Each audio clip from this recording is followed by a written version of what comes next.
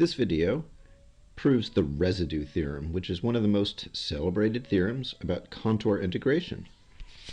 And what it starts with is it starts with a function that is analytic except at a finite number of points. So, theorem.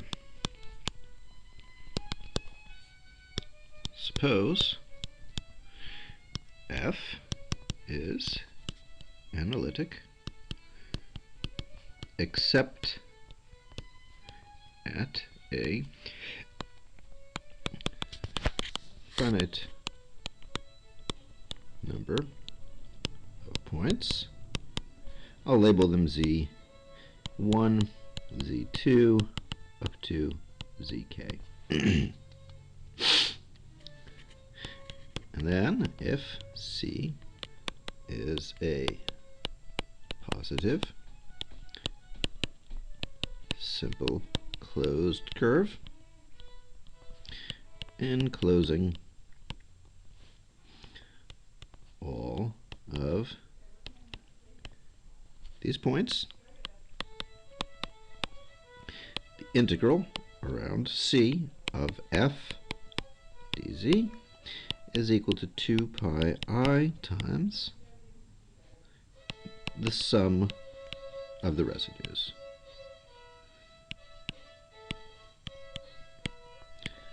Residues at Zj, f of Z. So that's the theorem. It's good to have a picture. So the picture looks something like this.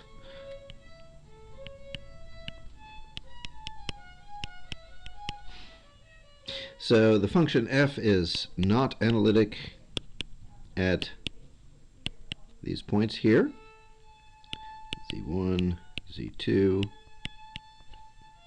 and so on. And you have your contour, simple closed contour doing whatever it wants. It's positively oriented and encloses all of those residues. Then, in fact, that value of integrating along the contour is 2 pi I times the sum of the residues at each of these points. How do you prove this? Well, actually, the proof is not too hard because we have most of the tools already in place. So the proof is actually kind of pictorial. We take a look at this this picture, and well, f is not analytic at each of these points. So what you do is you run a little circle around each of them. Orient them positively as well.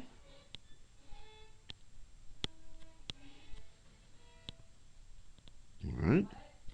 And the point is that because of the Cauchy-Grisot theorem extended to non-simply connected domains, then the integral around the blue curve is equal to the sum of the integrals around the red curves. And if you've forgotten how that works, essentially what you do is you get out your scissors and you slice open each of these paths so that you end up with a simply connected domain in which f is analytic. You will notice the orientation on the red guys is then backwards, which is okay, because the conclusion is that they end up on the other side of the equal sign. So, oops, want that.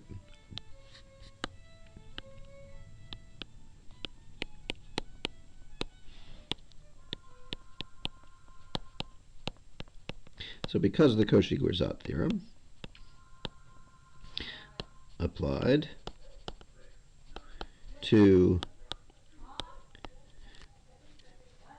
the blue, red, and green contours,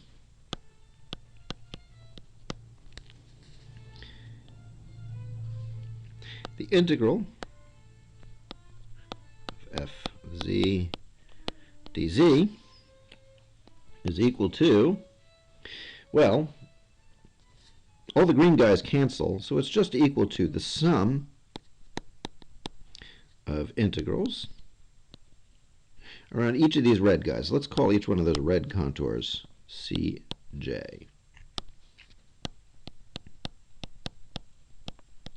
And you will notice that because I've oriented these guys positively, they would have come in with a minus sign, but that I just pushed them over to the other side. Okay, now in each of these cases, each of these integrals, we know that f is not analytic on the interior. We can't use the Cauchy-Goursat theorem. We can't use the Cauchy integral formula either, because f is not analytic. But that actually presents no problem. So let's expand using the Laurent series. So use Laurent series expansions of f at each z equals zj. So for instance, at z equals z1, what we'll get is we'll get something that looks like f of z is equal to something analytic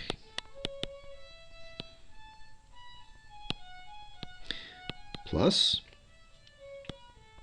b1 over z minus z1 plus b2 over z minus z2 up to bn z minus z, oops, my bad here, that's supposed to be z1 squared, and this is supposed to be z1 to the n. And because the singularities are isolated, this thing stops. Now in the video, poles, zeros, and residues, demonstrated that the integral along something like Cj of a function that has a Laurent series like this is just b1, and b1 is, in other notation, this guy here is the residue of f at z1. So, here we go. Therefore, c1, oops, integral of c1 f of z dz is integral c1 analytic plus b1 over z minus z1 plus b2 z minus z2, oops, again, same mistake,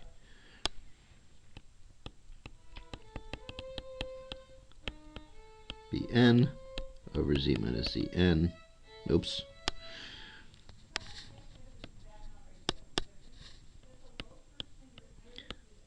dz, and we already showed that this is 2 pi I b1, which is 2 pi I residue f z at z1. So if you want to see how the derivation of that goes, see the video. Poles, zeros, and residues. Okay, well given that, then that's basically it, because at this point we come back here and we realize, this is some 2 pi I residues f of z at zj. And of course factor out the 2 pi. That completes the argument. So this second piece here came later. Okay, now why is this important? Well, this means that provided you have f, if it only has finitely many points where it's not analytic, you can just go ahead and figure out what all the residues are, typically fairly easily, and then you will know about all the contour integrals, provided it contains all of those. The curve encloses each of those points. What if there's some extras? Well, there's a nice little corollary. The corollary is that any additional isolated points where f is not analytic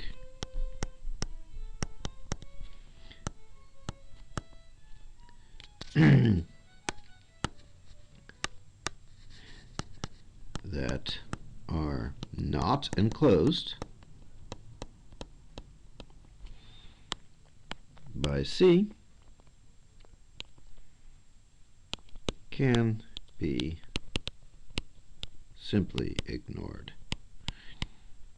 Why is that? Well, the proof is actually, again, a nice little picture. So if here's my complex plane,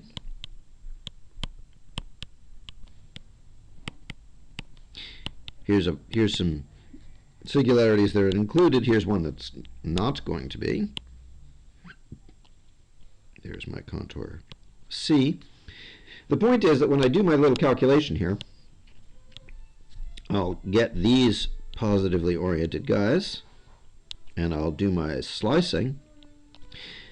And the region in which I'm working is simply the region that's kind of in here, this region. And that does not depend on this guy right here. This is not involved in the Cauchy-Gorsac or Cauchy integral formula calculation. And that's that.